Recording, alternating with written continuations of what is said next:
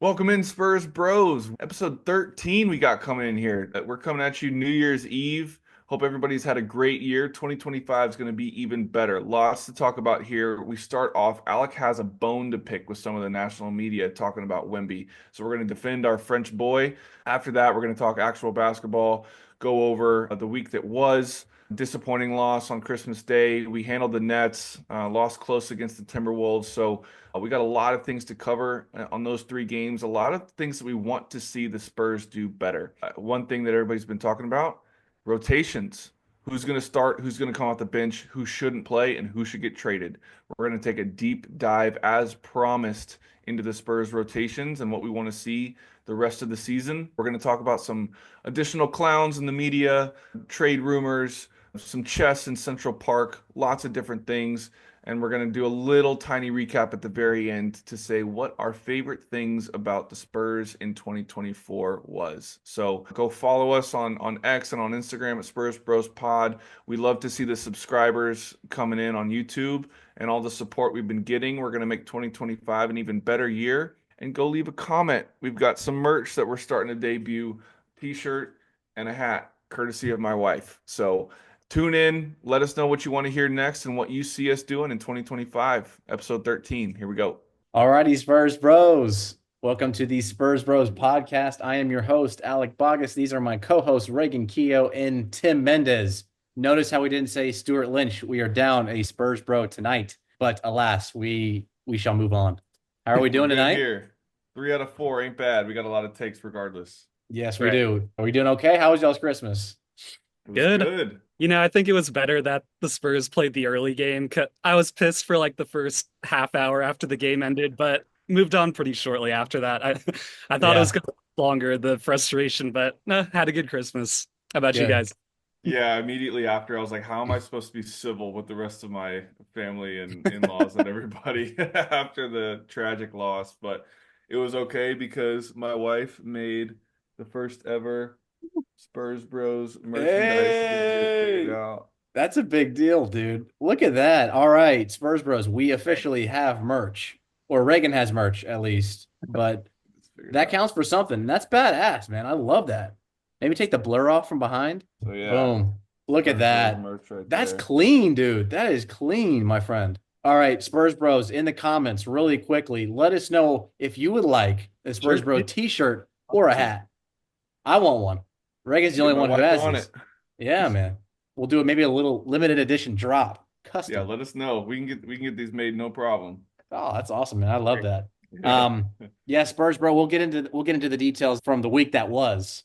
But first, I need to address something really quickly, and I can't move on without it. So, Go off. as you'll remember, the last episode we covered the Spurs versus Philly game in which we lost a tight 1-2 Philly. We definitely could have, and I'd say should have won that game. A couple late turnovers cost us, but I keep on seeing this game on my timeline for a specific play that happened, and it was the play where Joel Embiid got ejected.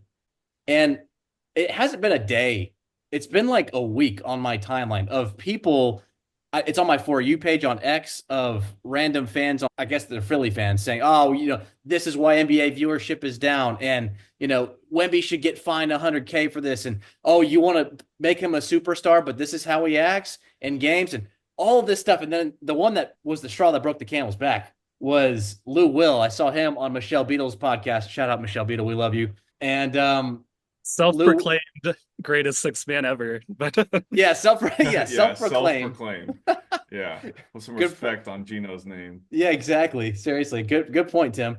Lou Will basically piled on at all that. Ah, man, he was flopping there. I hate that. Where he's not going to get no love from me for the next 24 hours. No respect. We don't do that around here. Welcome to the NBA, boy. Welcome to the league. And it's blowing my mind because first off, let's just be practical here.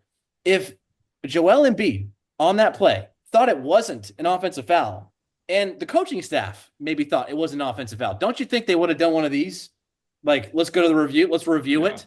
Instead, none of that happens. And Joel Embiid proceeds to run up to a 5'3" blonde haired woman ref and just shouts at her for 25 seconds and towers over her. It's like neither the call or the ejection was questionable to me. And I am so mind blown by that. That's number one. But number two is, do you not know who that you're defending here? Like Joel Embiid is probably the most. He probably flops the most out of anybody in the NBA. He's up And there. and so like now you're trying to say like, are you trying to say takes one to know one? Are you trying to say, oh well, Joe, like Wemby, we know Wemby flop because we see Joel do it all the time. I don't know if that's what you're saying or what, but it was really annoying, and I just had to get that off my chest because and Michelle Beadle, she made a good point of it. She's like, well, maybe he's just 7'4" or 7'5" and he's just a tower, so he falls like a tower, and he's athletic enough to understand how to fall. Remember, we talked about this last podcast as well. Joel Embiid is so clumsy and he doesn't know how to fall after a dunk, after a shot, whatever it is. He just, every time he falls, it looks like he's going to break his back or his ankle or knee or something. And maybe Wemby, number one, learned how to fall. Number two, maybe he's just so tall that like it just looks weird. It's just like the style, not like that he was actually flopping. So that's enough. I digress. And I No, it's just, not enough. Even on the play where Embiid ran into Wemby, he then fell down weird. Like he then like collapsed and fell onto his hip, like in the same play. And Luell better not be talking about the Andre Drummond play because, like we talked about last week, that's what got me all riled up. Drummond stepped on his foot and then pushed him. In no way, shape, form, or world is that a flop. There's nothing you can do about that. When somebody steps on your foot and gives you a shove, you're gonna go crashing down. There's no way around that. So Lou Will, sit down. You're not the best six man ever.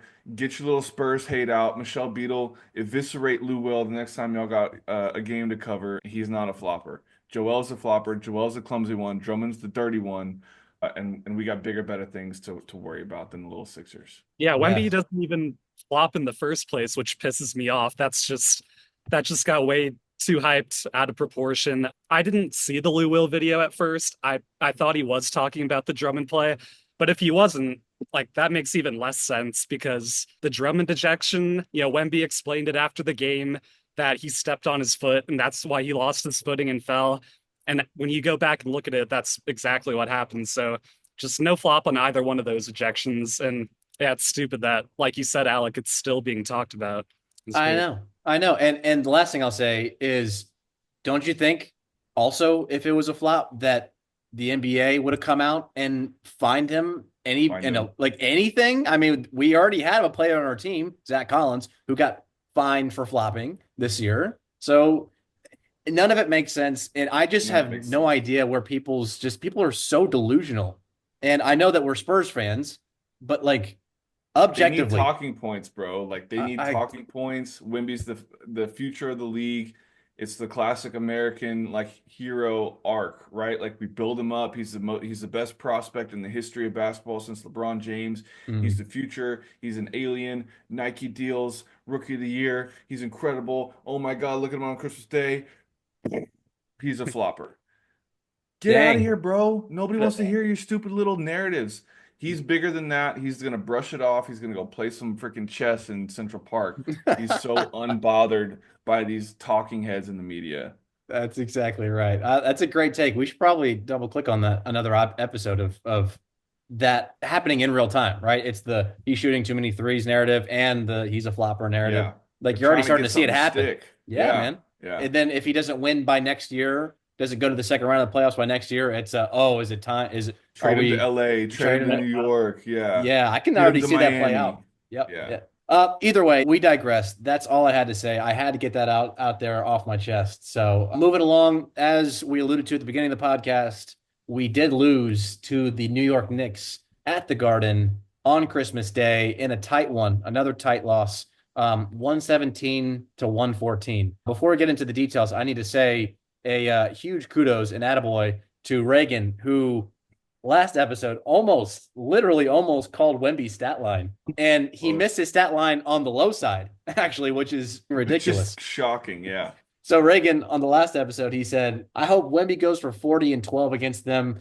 And I bet that cat crumbles late in the game. Wemby shines and we get the W. So a couple things didn't happen there. But instead of Wemby going for 40 points, he went for 42 points. And instead of 12 rebounds, he had 18. And Cat did crumble late in the game. He had foul trouble, but we just Achilles lost. heel. Yeah, Yep. we Yeah. lost. Yeah. So there was that. What did y'all think about that game? I'll turn the mic over to y'all too. It was so frustrating like the nature of how we lost that game and the fact that, you know, coming out of it, Mikal Bridges got all the headlines because we ended up losing.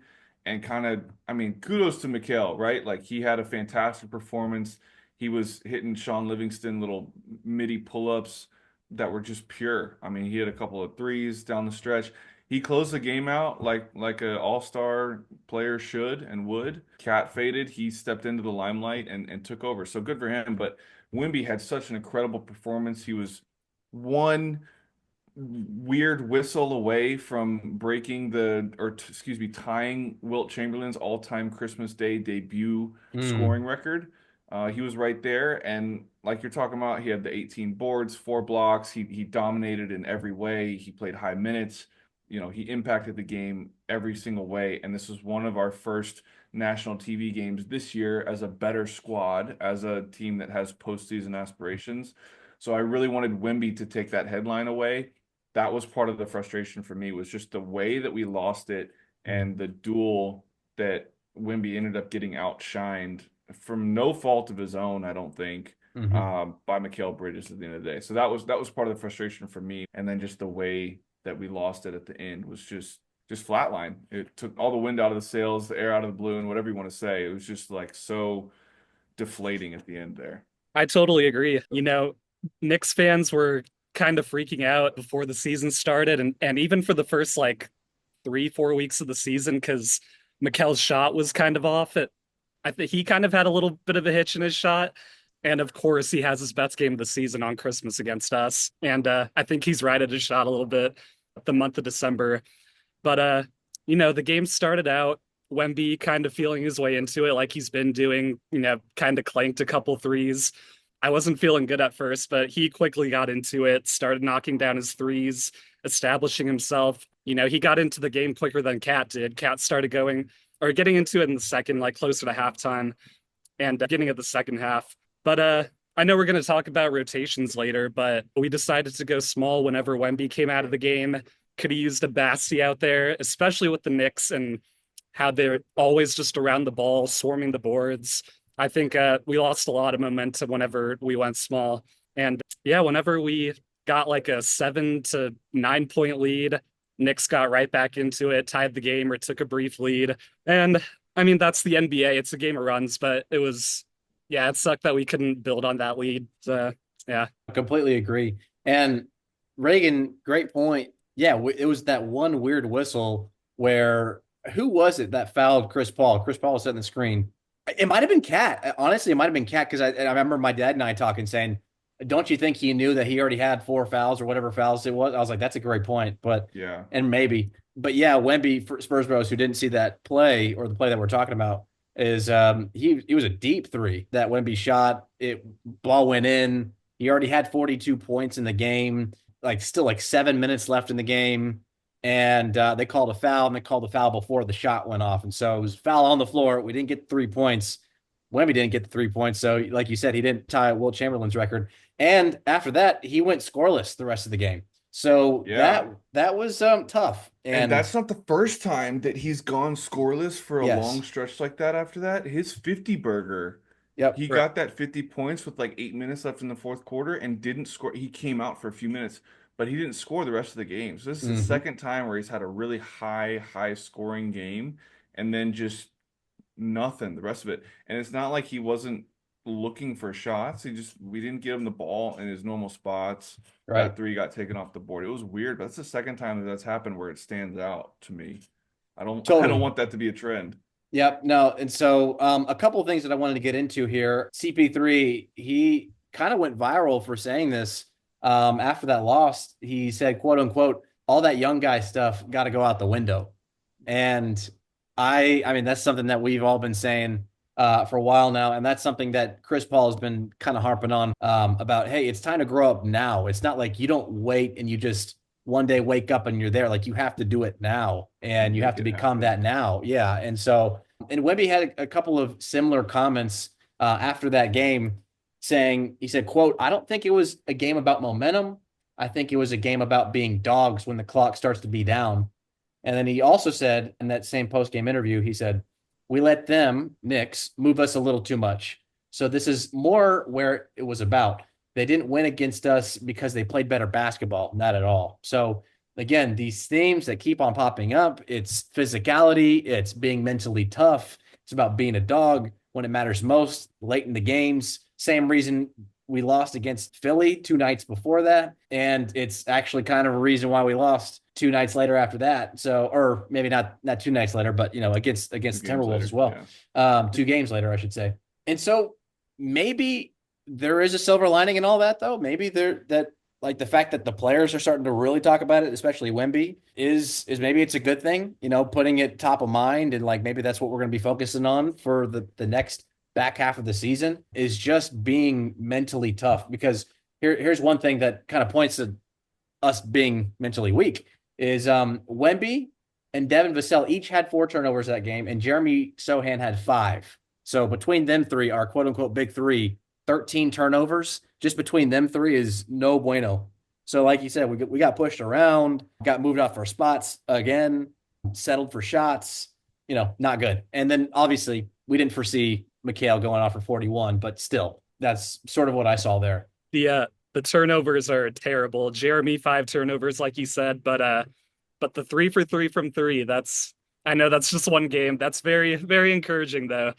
Uh I know the Minnesota game last night, he clanked the one to, win the game, but it's good when he's not hesitating and he sees a couple fall. I think that's gonna do wonders for his confidence. Dude, that was exactly in my notes as well. That was a high of the game that I did not want to overlook. So, Tim, thank you for Oh, bringing that up. No, no, no, no. I'm glad you said it. Which, yeah, he went 3 for 3 and he had a big one too. There was one like late in the game too, where he Yeah. just caught it and didn't hesitate, went in. It was beautiful. And so on that, number one, that was the first game this season where he's made multiple threes, and also the first game since March that Sohan made 3 threes in a game since March 2024. Whoa, Yes, I know. that's a long time. So, but listen, this could be what you were saying or what we were saying last podcast, Reagan, which is, maybe we're done breaking down a shot all the way down to nuts and bolts, and now we're trying to build it back up again. And maybe I he's think those starting to building get some, blocks are starting to stack on top of each other. yeah, Yeah. yeah, man. Dude, but I want to emphasize what you said a second ago, because maybe without even realizing it, you said the back half of the season. Season's 40% done. Like if we want to step this up, we're 32 games in. January is 2 days away. Like Mm, the beginning of the season jitters are gone. The working out the kinks are gone. All this stuff, it's time to nut up, shut up, go to work, mentally tough, to be physically tough, cut these turnovers, and go start winning these games that we've been losing for years. mhm. For years we've been losing these games. So it's time to change. We can talk about Master Splinter, Jeremy, haha, like it's cute 3 weeks ago, but then when this shit doesn't like translate into wins in late December on national TV in big spots against Philly, against New York, the NBA Cup game that we lost that was so deflating a few weeks back. When's the trend going to stop? So I know Wemby's pushing for it. I know Chris Paul's pushing for it. I know Harrison Barnes is pushing for it, Mhm. but it has to translate into actually executing down the stretch, not turning the ball over, getting the right looks at the right time. And again, it comes down to this physicality thing and mentally being tough. I think if you're mentally tough, you can be physically tough, and that should translate to good winning basketball down the stretch. But to kind of segue into something there, Mitch Johnson. I kind of want to just kind of take this over, Alec, for a second and Sure. move us into our discussion because I can't wait anymore. The Okay. rotations. Mitch Johnson, I got a little bit of a bone to pick with you, and I just kind of alluded to it for a second right there. The other day, somebody actually asked him about the 9-man rotation, the small ball stuff. My opinion, that's why we couldn't rebound at the end of the Knicks game to get the ball back and go get a chance to tie that game up and send it to overtime. We couldn't get a board because we had Mhm. Chris Paul, Trey Jones, no Castle. We had a small ball lineup. It didn't work. It didn't look good. It was disjointed defense. It was not right. And after the game, Mitch Johnson was talking about it. He said it's a tactical choice and it's also about keeping the rotations tight with 9 players who have, quote, earned their minutes. Right. He went on to say in that same post-game conference that they're trying to get looks at different things. We've been healthy for 5 games. We want to see a different look. You can't take 5 games at this point in the season when we're in the 10 spot to get looks at stuff. You got to have a smaller sample size. You got to trust your gut. Trust your gut, Mitch. You've been here 6 years. Trust Brett Brown's gut. Trust your players. Trust your intuition, your basketball knowledge to get the right lineups on the court. I'm tired of the tinkering. Spurs Nation is tired of the tinkering with these lineups. It's pretty clear that Castle needs to be on the floor more than Trey Jones. It's pretty clear that Sohan needs to be on the court to close out games for his defense. It's pretty clear Stuart Lynch called it 2 months ago that Julian Champagny needs to be on the floor to start the game to get better quality shots and be more of an impact player. If you're going to bring him off the bench, he's not producing the same way. Let's trade him. If that's how we're going to treat this guy, get him out, consolidate this, go bring in a De'Aaron Fox or somebody. But what we're doing is not conducive to winning basketball games and executing down the stretch. So I know a lot of people are fed up, and we're going to talk more about what we actually want to see with these rotations. But Mitch Johnson, it's time to stop the tinkering, get the best players on the floor in the big time spots. Well said, That's sir. my rant. All right. I got Yeah. one. Tim, you're next. You got a rant Oh next, man. gosh. Man, this road trip, obviously, aside from the Brooklyn game, that didn't come down to crunch time. It didn't need to. But the other 3 games, yeah, the end of game stuff, it looked like the previous couple years. And it's like we completely stop running offense. Like Yeah. one or two guys are dribbling the entire shot clock possession, just all the way down to the end. And then it ends with a terrible shot. And that's how the Sixers game ended. That's how the Knicks game ended. Wolves game, I missed it last night, but the Jeremy shot at the end, that's that's what that looked like to me.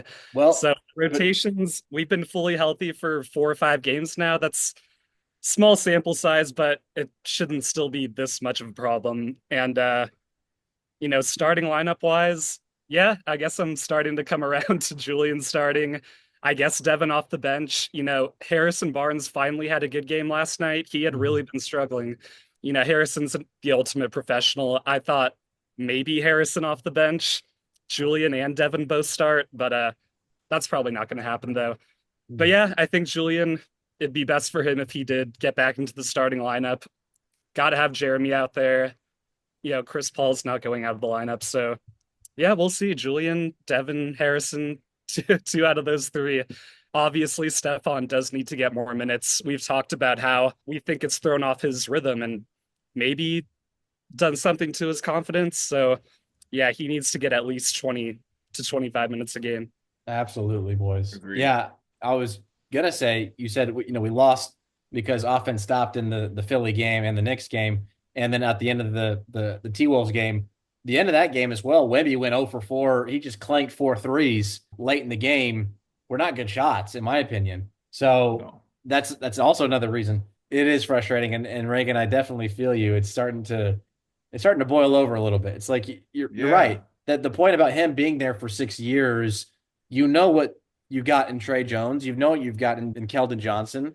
And then one thing is for sure, you're right, is Stephon Castle needs to be in the game. I think we can all definitely agree on that, especially late game. Josh Hart, like, how could you not think about Josh Hart's it is incredible, offensive rebounding capabilities? We just talked about this before we went live. He's 6'4". He's got a long wingspan, but he's six 6'9" foot wingspan. four, and he averages 8.6 rebounds a game. And I think most of those are off of offensive rebounds. And That's so crazy. why Is not? that the number? That's Yeah, yeah, crazy. yeah. Wow. 8.6 rebounds. Yeah. And so it's like, why not just put Stephon Castle on him, right? Late in the game. And I know Mikhail did what he did at the end. That was almost impossible to guard. You're right though. I went back and I watched that last play. Who was the person guilty of not putting a body on Josh Hart, who got both of those late game rebounds? Mhm. It was Trey Jones. Right. Trey Yeah. Jones is phenomenal in his role, which is being a backup point guard in the middle of each half to make sure that we're getting good shots and continuing to run our offense with pace and good execution, get guys to spots. He should not be the guy closing the game with 30 seconds left when we have to get a stop and a board. That's not the personnel. Upgrade the size to Stephon Castle, who the reason why he went number 4 in the draft was his defense. Mhm. Like everybody knew that he was an elite guard defender coming out of college and UConn. He has a lot of offensive upside, but like, dude, it's not rocket science. Like, Yeah, and Alec Boiling Point is a perfect thing because I feel like we've talked about it before. There are expectations this year. Everybody's talking about postseason this, postseason that, but it's getting to a point where like if we don't start stringing some of these wins together, we're gonna be on the outside looking in come late March, early April. totally. And if you do set the game like this, where it's like, okay, Stefan, you're in for this play, or Bassie, we need a rebound from you. People will naturally get more locked into their specific roles come later in the season, right? Versus it's like, all right, Yeah. well, you'll play eight minutes here, you'll play 20 minutes this night, and that's like, okay, well now I guess I'm developing the my whole game. Or versus we're trying to win basketball games here. You know what you do well, and we know what you do well. So let's just use those strengths right now Yeah, to we win got a to basketball start game. getting that consistency in there because that's a perfect point. Yeah. If like the longer it takes to get these rotations nailed down and get these roles defined and the spots that they're going to be in late game situations, the longer that it takes to get that set in stone, the more uncertainty there will be in those spots later in the year when we Mhm. really need to squeak out a win. It's going to be harder to do that. So we really got to put our foot on the gas pedal as a coaching staff to get this stuff figured out. Totally. And so last thing to put a bow on that, the Knicks game at least, is also after the game, Victor Wembanyama, he said when asked if the Spurs should be active before the trade deadline, his response was pretty unique, pretty interesting. He said, one thing for sure, quote unquote, our roster won't stay the same over the next years. Every roster changes a little bit. I don't know. I should look at these things more seriously. I've been focused on my game so far, but for sure I'll take a closer look at it. So, I mean, Wemby, you can tell he's also seems to be fed up. You know, he's not here to mess around. And when I first heard that quote, I was like, dude, that's like MJ Kobe energy for like a 20-year-old. Like he's very serious about it. But that said, we can't do anything about it this season, or at least right now. Like we need to be better right now. So be more mentally tough right now and quit turning the ball over 4 or 5 times. Let's start with that. Next on to the Brooklyn Next game. We don't really need to go too much into that. This was the game 2 days Yeah. after Christmas. The only thing that really came to mind there was we got off to a blistering cold start on offense. Yet again, Keldon Johnson, Spurs Bros. We can totally understand if you didn't watch this game. It was a couple days after Christmas. Random Eastern Conference team, not that good. But if y'all didn't catch that first quarter, Keldon Johnson had a last second half court three to put us over, wait for it, double digits for the first quarter. So he had literally is a half court shot, heaved it up, went in. We had 8 points before then, and that put us at 11 to end the quarter. So it's like, oh my gosh, the offensive struggles continue. We saw it again in the Timberwolves game, not the first quarter, but it was the second quarter this time. I think we had 12 points for that quarter. It's like this is literally middle school level scoring Yeah, y'all were capabilities calling us here. sixth graders, eighth graders, Oh my uh, gosh. on during those stretches. Dude, it was like brutal to watch that stuff. Yeah. That all said, I know it sounds like we're being very pessimistic and complaining and whiners over here, but it's just we're just calling it as we see it, and we say it all out of love. I'll interject Yeah, it's there. out of a desire for more. It's a desire to win. We're tired of the losing, Yeah. and again, we'll say it again. It's because we believe in this team Yep. that there are good things ahead this year, but there has to be the urgency to go out and seize those good things. Totally. And I feel like we mention this every episode, but the fact that like their record at this point in the season is probably better than we all thought it was going to be, or like thought we'd be probably below 500, and we're tinkering right on 500. Then we'll get a couple of games above 500, and all in all, it's been better than I think a lot of us thought. But yeah, that Brooklyn game, one bright spot, the offense was very bad, but Julian Champagny, that was his kind of homecoming. not the Knicks game, Nets game. He's a Brooklyn boy. And yeah, that's a case for him to move back into the starting lineup. Devin was shot very poorly that game, 25%, I think. Julian 5 of 7 from three. Really good game from him. So man, we'll see how the rotations continue to look over these next handful of games. And my one bright spot from that game was after the game, we took care of business after that poor start.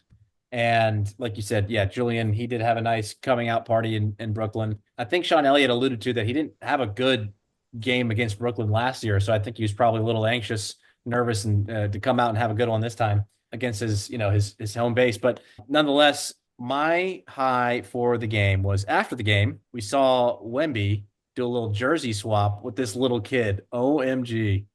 Did y'all see this? It's Yeah, so I did. cute, dude. Yeah, I did. So The cute. All jersey's right. almost smaller than Wimby's hands. So cute. The little kid's like, what do I do? What am I doing here? Yeah. Really reminded me of it's not an actual picture, it's photoshopped, but there's this picture of Kevin Hart doing a jersey swap with I forget who the player was, but the player holding Kevin Hart's jersey, it's that size. Oh, that's awesome. Really that size. Yeah. I know what you're talking about. Oh, it Without was that, it was it was Dwayne Wade. Dwayne Uh, Wade. It was Dwayne Wade. He's got this right. little That's miniature right. like that's hilarious. But yeah, guys, without that win, we would have gone 0-4 on the road, which would have sucked really bad because we did, moving on, lose to the Minnesota Timberwolves. We lost 112 to 110. And so there's a lot that happened in that game. And this will be a good transition as well and to get into more of this rotations talk. But we started the game off great. Wemby started off hot. And by the way, we kept them in there for longer. So that was sort of a theme that we've been talking about more on the podcast is hey, how do we get off to hotter starts? And it's Stu just said, well, why don't we just leave our best player and whatever top 10 player in the NBA, according to people, why don't we just leave him the game a little longer?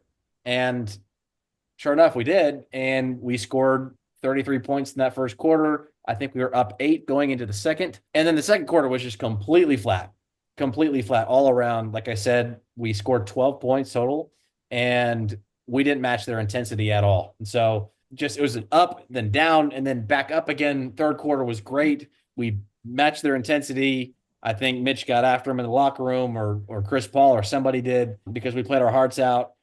Chris Paul, I started to hear this. I don't know if anybody else, Spurs Bros, let us know if you did. But I was listening to the audio, listening to the game, and I heard a lot of hell nah from Hell Chris no. Paul. Hell nah from Chris Hell Paul. no. After Hell no. yeah. Rudy Get Gobert. that out of here. Yeah, yeah. I love that he was starting to, talk it up a little bit. He was starting to get even, he was getting himself into the game. He was getting himself psyched up and starting to talk a little bit of mess, being the pest that we all know Chris Paul to be. And we hit shots again. And then fourth quarter was just intense back and forth. Jeremy played great defense on Anthony Edwards. I think he held him to whatever 16 points for the game, 1 of 8 from three, which was awesome. And Wemby, he also had a great game on Kobe-esque shooting numbers. He had 34 points, but he took 30 shots. So he was 13 for 30 from the field. But at the end of the game, we ended up losing. It was another tight loss.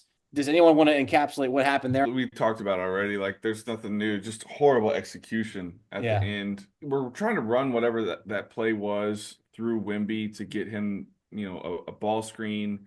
And one thing that I think they're going to go over with the film with him is when he had the ball and we were approaching that screen for him, it was an inverted. I think it was Chris Paul setting the screen, right? But Wemby took the ball and he turned away from his defender, which allowed, I think it was Julius Randle guarding him, to come up into his space and basically eliminate the screen angle. So the Chris Paul ran out and then we had to come reset it again. Wemby threw it away, give it back to Wemby, and then he turned again, trying to get this weird it didn't work. It rambled off like 13, 14 seconds off the play clock. Then there's some pressure to get the shot, get the action moving. We end up kicking it out to Sohan with about 4 seconds on the clock, 3 seconds on the clock, something. He wanted to swing to Barnes in the corner, but DiVincenzo did a fantastic job. Honestly, props Mhm. to Dante DiVincenzo covering up the passing lane. Jeremy had some indecision. he's not supposed to be in and up with the ball with 2 seconds left, 2.5 seconds left on the 3-point line. That should Yeah. not be the spot for him.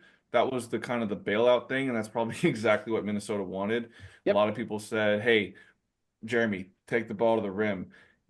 You'd love to see the 21, 22-year-old have that much poise and know exactly how much time was left on the clock. But again, it started from that ball screen that failed to get going on time. We talked about it. This is the third week in a row. We're talking about plays and actions happening on time when they should. The little details, getting to your spots, initiating plays where you're supposed to. And yeah, Jeremy ended up chucking up a terrible looking three. Harrison Barnes had a ton of confidence though. He put his hands up in the corner like this Oh, I didn't see before it that. bricked. I saw That's Dylan great. Gonzalez had a screenshot on Twitter. It's just Barnes in the corner before it airballed. I didn't see that. That's But awesome. yeah, I couldn't turn that game off quick enough after the buzzer ended. It was so bad Yeah. execution. It was bad. So here's I know what you're talking about, that exact play, right? Wemby held the ball out like that and Julius pressed up into him. I thought the play was still ended up being designed how we intended it to, meaning I thought Chris Paul came off of it or something and Wemby rolled to the basket and it looked like maybe we were trying to find a pass down low to Wemby, but how would we not know that somebody was going to be on the help side, aka Rudy Gobert, to help out with that? So we ended up having to kick it to Jeremy Sohan. And guess what? If you had Stephon Castle on the floor, again, being like, or another shooter, like just Champagny. like Champagny. Yeah. Who was instead, was Champagny on the other corner? Who was the fifth guy? I think it was Devin. Was it? Yeah. Yeah. So I mean, yeah, you have Julian Champagny and Devin, and they still play their same lineup. You've got Julius Randle and Gobert. Gobert would be have to guard Champagny or somebody. He would have to, like you play offense for defense. Like I said, you take that time during the game. Timeout. We said, all right, let's see what you got, Mitch, and then that. Yeah, that's what happened. So like we said, tough loss there. Before that, I feel bad. I do. I feel like I jinxed us a little bit, but also the couple podcasts ago, I was talking about Wemby being very clutch, especially at the free throw line. And we actually could have tied the game. And he had two free throws. Yeah, he went 1 of 2. He went 1 of 2 from the line. So I thought about that. I was bragging on his fourth quarter free throw percentages and everything like 2 weeks back. It looked good too, man. Dude, he's like 96% on the year, some stupid stat, and that's the one he misses. It was tough. Yeah, and again, we fouled DiVincenzo. He went 1 of 2 from the line, which put us, which still made it a 2-point game. But still, we're getting into the nitty gritty here. I wish Stu was here to talk about Devin Vassell because he's got a lot to say about Devin Vassell. He has so much to say. He has so much to say. Devin did not play the best to start the game. He ended up with 22 points. He had a really good second half, I thought, very strong. The thing that I saw, which I texted y'all about after the game, I don't know. This is a mentality thing for me. I just would never do this. I don't know if I'd see Kobe ever do this or MJ ever do this with a guy or a player. But what's become a thing is players, especially if you're pretty good, to do a jersey swap after the game. And as soon as that buzzer went off, I saw Devin Vassell going, man. And then he, untucks his jersey and he runs over to Anthony Edwards. And it looks like it cuts off, but then it cuts back on. And he's dapping up Anthony Edwards. And then they do a jersey swap. I can't imagine Anthony Edwards saying like, yo, Devin, like, let's do a jersey swap together. I can't imagine, Anthony Edwards is cocky as hell. He's got that dog in him. He definitely does. Georgia Bulldog in him. I would guess more often than not, it's the other guy coming up to him. Right. Yeah. Like that would be like, the Ant would be going up to LeBron or Steph or something in their KD in that scenario. But But still, bro, you're making a good point. So finish it. Yeah. The point is, it's like we just lost a tough game.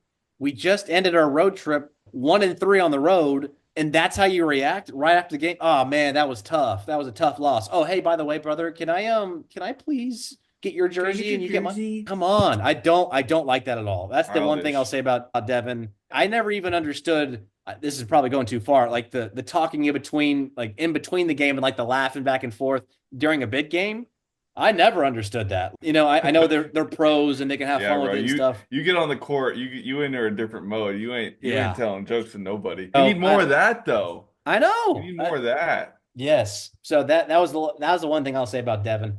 Yeah, Harrison Barnes, like you said, Tim, he played a great game. He was the only one that kept us in the game. He had 24 points for that. But any other thoughts there? I missed a lot of this game, but just looking at the box score, it's, you know, another one of those games where a role player has their best game of the season against us. DiVincenzo, that was his season high in points.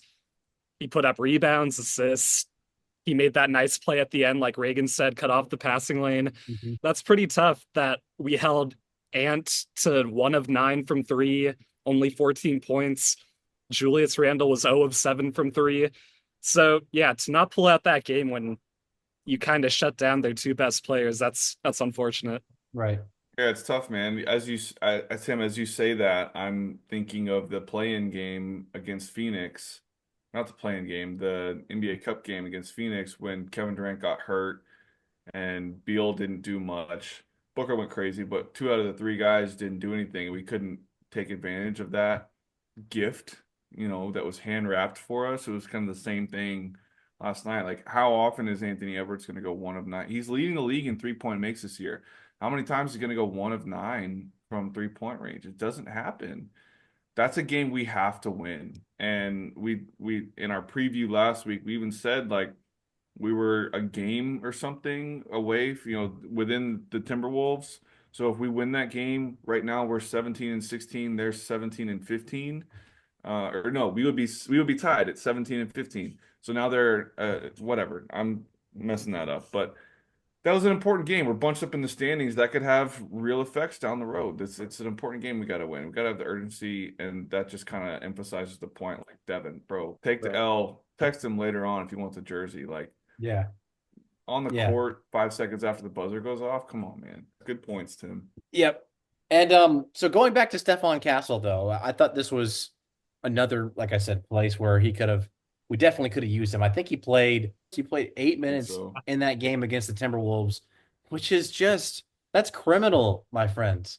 That's just criminal. I don't care if I want him out there for so many other reasons other than just handling the ball. I have no idea why we don't play him more, but this is wild. So we are 5-3 in December. This is in December. We are 5-3 when Stephon has played 20 plus minutes, and we are 1-3 whenever he's played less than that. So pretty simple stat. I'm not a smart man, but but dude, you gotta just play him more. My goodness gracious, he had so much. He had so much to the dynamic. He was pretty black and white, man. The more Yeah. Castle plays, the better we do.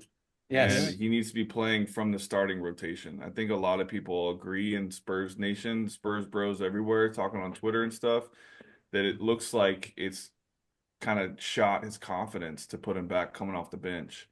Mhm. Started the year on the bench, didn't play all that well, got inserted into the starting lineup, instantly shot up to rookie of the year favorite, and now he's back on the bench and the impact isn't there. So we gotta get more Castle. But hey, you know what? Like you said, I mean, 40% way through the season, that's a lot. But flip side of that is, hey, we still have 60% more. We got to do that and True, then plus another true. 20%. So a A lot lot of can season change. left. Yeah, a lot of season left. I don't want to go into the last days of the year, last days of 2024 and being down in the dumps. I know Spurs Bros, it sounds like because we went 1-3, it sounds like we're being very pessimistic, like I said earlier. But we're calling it like we see it. And there's a lot to look forward to, man. So, Reagan, did you want to kind of go more into the rotations thing? We've been hinting at this all podcast, so y'all want to get into what we actually want to see for our starting fives. I want to ask both of y'all, who would be your starting five moving forward, and whether it's your second five or whoever is going to round out the rotation. Who do you have starting? Who do you have coming off the bench playing meaningful minutes the rest of the year? What would you want to see as we go into 2025? Like I said earlier, like if it wasn't for Harrison Barnes having that great game last night, I was kind of thinking maybe Harrison to the bench, even though he's important, leader out there amongst the starters. I mean, but Chris Paul's leader with the starters too. So Harrison could be more of that leader off the bench. But no, I don't think that's gonna happen though. So I would agree that Julian should be inserted back in the starting lineup. And Devin to the bench, at least for now. I don't think he's a bench player the rest of his career or even next season, whatever.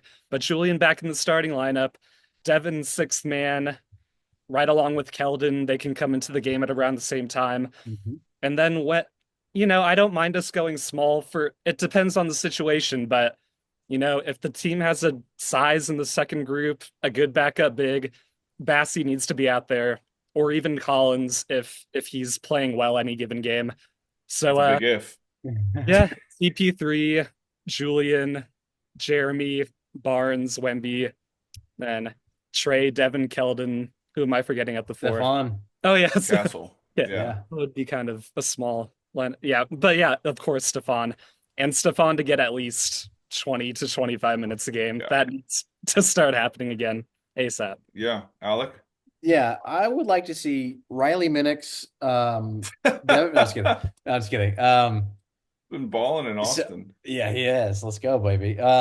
CP, Victor. I like Julian Champagny. I like Jeremy Sohan, and I like Stephon, dude. I like Stephon starting.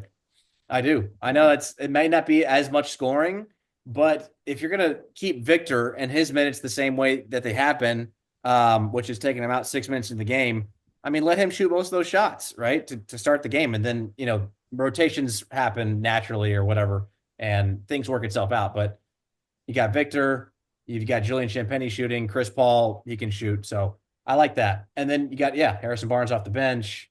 You've got who else? Who else? Trey Jones and Keldon.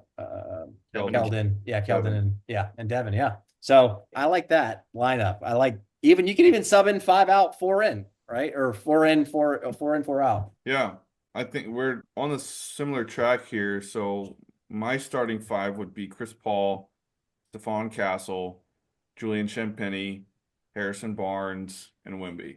Okay. So I'm going for more shooting and in Champagny and more veteran leadership in Barnes compared to Sohan. I love Sohan. I think he's amazing. I think he's going to take that spot for years to come. But I think with the roster as it is currently constructed, that's what I want coming out there. That would make our second five being Trey Jones, Keldon Johnson, Devin Vassell, Jeremy Sohan, and Charles Bassie. I think that's a decent balance. Let Keldon run wild, being that Kentucky Wildcat running up and down the court, and let Devin go be that number one scorer.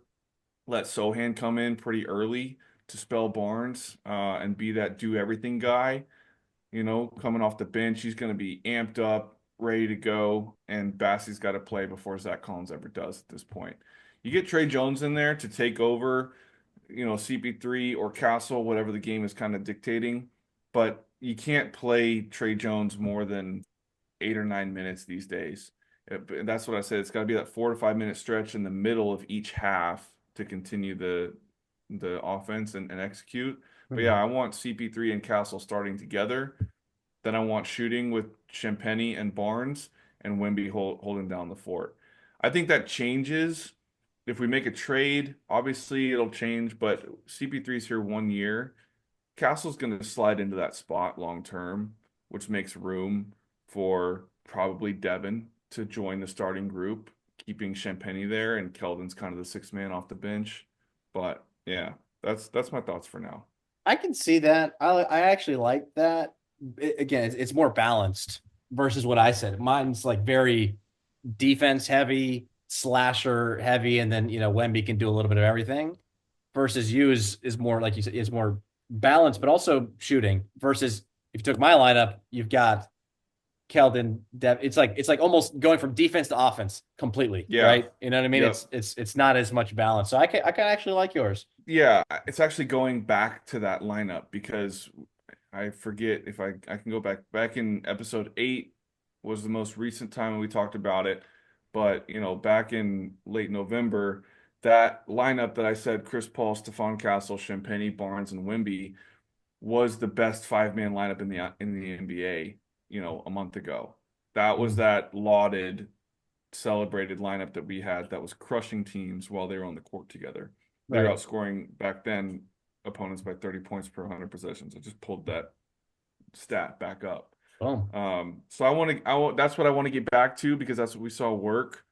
And then I think the group that comes off the bench there is a really solid So, backup group.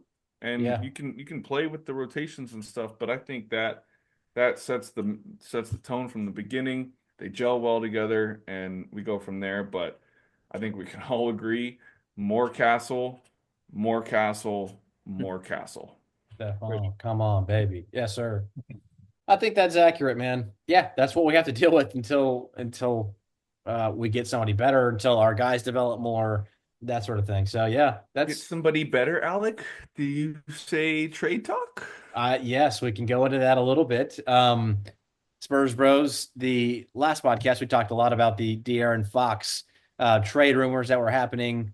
I still see it out there a little bit. I don't know if that's cool though, or if people are shelving it until maybe closer to the deadline. But another name that popped up just this week was that the Spurs have expressed strong interest in trading for Indiana Pacers' Andrew Nembhard. The Pacers are hesitant to make that move because they value his defensive presence and overall fit with the team, which I mean, I get it. Like he's makes sense. But I actually really like that. I brought that up to you guys and we kind of talked through it a little bit. I would like that move and I would do quite a bit to see that happen. I don't know. What about you guys? And I don't even know what a trade package would look like. I'm so far off when it comes to, matching value for value and or whatever. But what do y'all think? He had his like coming out party last year, especially during the playoffs. He Yeah. looked really good. And yeah, I think got off to a slow start this year. I think him being in the backcourt with a Tyrese Halliburton type player is not great for his like what he could ultimately be. But yeah, he's been getting going more recently, taking I think they've been counting on him to hit more shots, take more shots lately. And I think he's just better with the ball in his hands. And Tyrese has the ball a lot. And that takes away what Nembhard can do when he's at his best. So that'd be cool. I don't know what the if there was the trade layout, what it would actually look like, but I'd definitely be interested in him for sure. I think that would be an opportunity to consolidate some of our roster. Yep.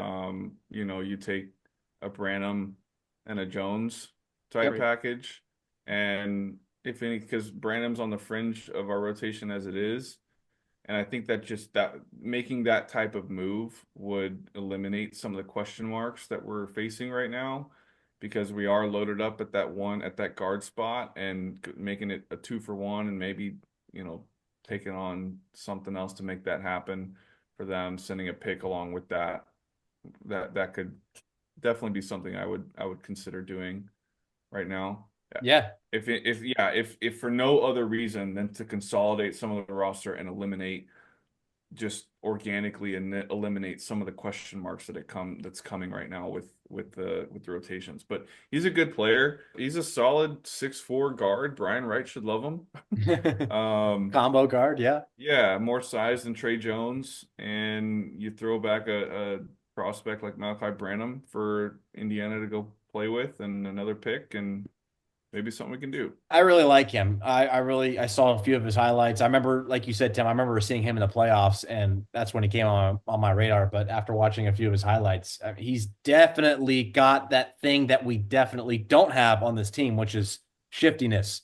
Nobody on our team is really got like a nice, beautiful, hesitation, swivel step, package to get to the rim, pull up jumper.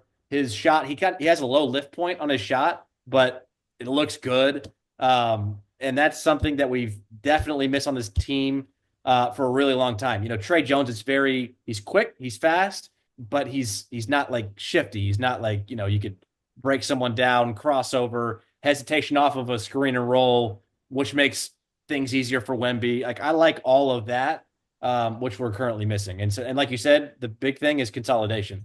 If we can get Trey Jones off and Malachi Branham, great, fantastic. Yeah.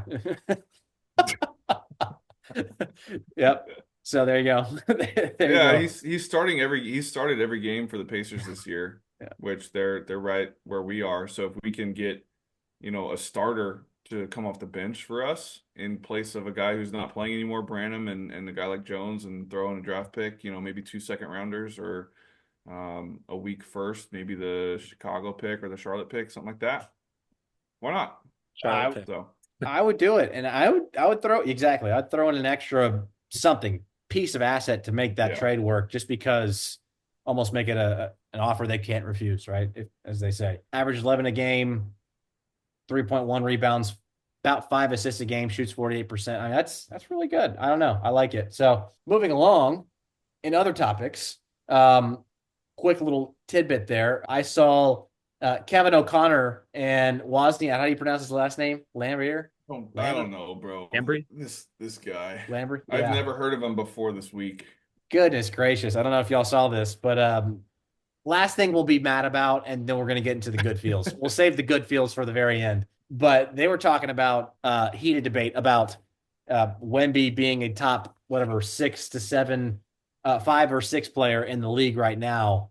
And Wazzy just started laughing him off the dang camera and said, dude, I think Jaren Jackson Jr. is a better offensive player than him right now. And I know Triple J has been very good this year, but better than Wemby right now? Hell And no. he's not, he said he's barely, maybe a top 25 player. I just don't know what's happening. Like you said, Reagan, maybe this is the arc. Maybe we're starting to see this arc in real time, and that's what we can just chalk all this up to, which is like, I don't know, maybe people are just trying to tear him down and trying to make him seem that, oh, he's not that good. And it's kind of cool to hate against him now that he's becoming a figure. He's Now on that the he's a rise. household name. That's Right. what I'm saying, dude. Like, I had never heard of this Wozny Lambers guy before this week, and he makes some sort of splash on KOC's pod, and now we know his name. And I hope I never see a clip of him again because he clearly doesn't know ball. Bro, you pull up MVP odds in the NBA. Victor's in fifth right now. It's Jokic, Shea, Giannis, Tatum, and then Victor Wembanyama is in fifth in MVP voting right now, MVP odds at plus 7,500. It's a big jump between him and Tatum, but he's number five. You're telling me the guy that's got the fifth strongest odds for MVP doesn't have a better offensive game than Jaren Jackson Jr.? What? Yeah, Wozniacki, Lombardi? Get out of here, bro. Go crawl I back in actually your hole. Never go on a podcast again. I actually do know who this guy is. He works for The Ringer, I believe. And Not for long. Bill Simmons will have him on his pod sometimes. And I actually usually like some stuff he has to say, but I didn't hear this quote on KOC's new pod. Yeah, I don't know what he's thinking with this quote. Like, and if you look at those MVP odds, it's not like Wemby has a much greater odds because of the defense thing, because Jaren Jackson's also a great defender. I Right. think Yeah. he's in DPOY odds right now, so it's not the defensive gap. Uh, Good yeah, I point. don't know what he's thinking. Maybe it's just the efficiency because the amount of threes Wemby takes, but like I'm looking at his stats right now, and no, Jaren Jackson takes at least 5, 6 threes a game, and he's not shooting the cover off the ball. So I don't know. I don't know what he was thinking with this take, but yeah, maybe I should. Next time I see him on a Bill Simmons pod, maybe I'll skip that episode. There you go. There you go. Protesting a bit. Yeah. Yeah. It wasn't just the take. It was the smug laughing. Are you kidding me? Are you like Yeah. he laughed at Kevin He thought O'Connor for KOC was crazy. yeah, dude. It was the smug attitude. That's what I didn't like. It was almost as if like, how could you say that Wemby could be that good? It's like it's not that much of a stretch. I feel So like I think he just outed himself that he hasn't watched him play this year. maybe Because there's no way that you watch Wemby do what he's doing and you aren't shocked and amazed yeah, at the stuff he's doing right now. Dude, and this guy, he's talking about he might not even be a top 25 player. He might be like a 27th or 28th best player in the league. What are you looking at, brother? What are you looking at? It's yeah. crazy. Like they ranked him number 11 to start the year before a game had even been played this season. How are you putting him at 20 outside the top 25? I think he outed himself as a casual. I don't know. Maybe he has good things to say in the past, but he's clearly not watching the Spurs. We're a small market team, Oh, yeah. whatever. He's getting us riled up, but I'm not putting his name out there anymore, Mr. Lombardi. But I don't know. This guy can, like I said, he can go crawl back under his rock Yes, sir. until he watches the Spurs play some more. Yes, sir. That one All got me. right. All right. Well, if we can sum up this podcast episode, it's basically Wemby's getting hated on, and we're coming to his defense. A lot of delusion out there, and we went 1-3, and we should have been 3-1 basically in our last four. So, that's that. I think Yeah. that's that. And so a lot of, like I said, pessimistic tones in the air, and I'm not used to being that way. So I say to maybe end the episode, we do a little look back on 2024, the year that was. I always love New Year's time because I don't know why I do, but I like to reflect. I like to force myself to reflect, see what went right, where we can be better next year. Is there anything that comes to mind? Think like highs from the year. Obviously, that goes back to the 2023, 2024 season. Um, that we liked, highs and lows of that year. One thing I thought of just now, we kind of talked about it last week. Maybe the coolest performance of the year was Wemby's 40-20 game in the Garden last year. To and then throwing Jalen Brunson's ball into the stands. Oh, that was at Um, home. That was at home. oh, I was at home. Okay, Yeah. so but against the Knicks, Yes. Wemby had the 40-20 game, right? And Yep. then Brunson had 60 60, 61. in Yeah. a loss. Yep. Yep. And Wemby chucked that thing. That's definitely one of my favorite things of the year, and I think up there with it is, we're 40% of the way through the year.